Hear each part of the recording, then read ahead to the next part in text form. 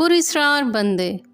Baghdad के मशहूर शराब खाने के दरवाज़े पर दस्तक हुई। शराब खाने के मालिक ने नशे में धुत नंगे पांव लड़खड़ाते हुए दरवाज़ा खोला तो उसके सामने सादा लिबास में एक पुरवकार शख्स खड़ा था।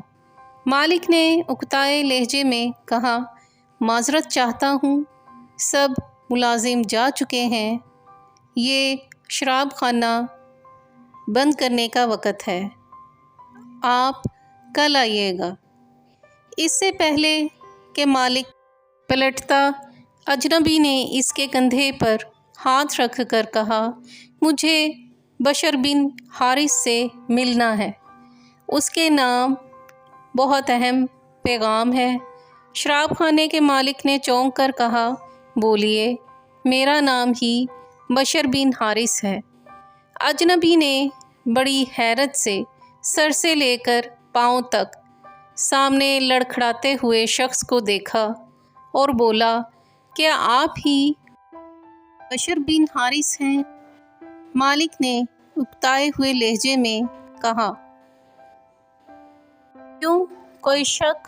अजनबी ने आगे बढ़कर इसके हाथों को बोसा दिया और बोला, सुनो बशर बिन हारिस, खालिक अर्ज़ो समा ने मुझे कहा है कि मेरे दोस्त बशर बिन हारिस को मेरा सलाम अर्ज़ करना और कहना, जो इज़्ज़त तुमने मेरे नाम को दी थी वही इज़्ज़त रहती दुनिया तक तुम्हारे नाम को मिलेगी।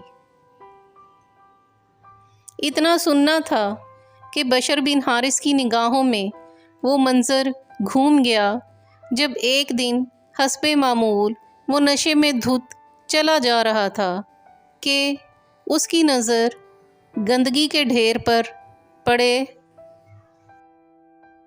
एक कागज़ पर पड़ी जिस पर इसमें अल्लाह लिखा था।